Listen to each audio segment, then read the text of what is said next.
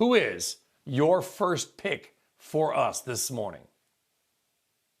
I was surprised that the Twitterverse didn't guess what my version of go big is. Obviously, my version of go big is go big dividends. So I culled through the portfolio just for you, Brian, just for our viewers, and I picked out 4 dividend stocks from the portfolio with really big dividends that also have sustainable earnings growth ahead, that are trading cheaper than the market, that will benefit from this kind of return to normal. And by the way, I don't think a return to normal is anything great and glorious. It's just normal. So my first one is Sbra Healthcare. Sbra, the yield is 7.5%. They're actually going to grow earnings at about 5% next year. It's trading at 10 times price to FFO, funds from operations, which is what the valuation measurement that we use for REITs is. It's a really good company. They did an investor update the week before last on the 13th. They're collecting 99.8% of their expected rents. And as we return to normal, oh, by the way, these guys are in the skilled nursing and transitional care space, right? So as we return to normal and people aren't afraid to go to nursing homes and they just get back to normal, this is just beneficial to their occupancy growth. So that's my first one. Okay, your next one is one that I won't say is close to my heart, but I've been there twice, and I'll say it's a journey to get there. It is MP Materials, and this is that mine that basically this is their only asset that we have been to a couple times in the high California desert. Big dividend. Talk to us more. I talk about the rarer story. You're talking about the stock story. What can you tell us, Jenny?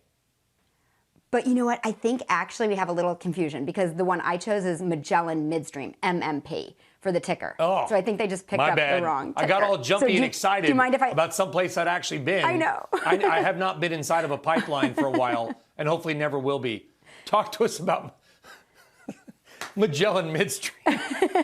Magellan Midstream. I mean, I thought you were actually going to be excited about it because you are one of the few people who truly appreciates the value of energy and the value of oil and the fact that whether we want to or not, we're still totally dependent on oil and gas. So with oil and gas at $75, with oil at $75, to me, that's a great reminder that we still need oil, we still need gas, and we still need pipelines. So this is one of the big midstream pipeline companies. They have 9,700 miles of refined product pipeline with 53 terminals attached to it.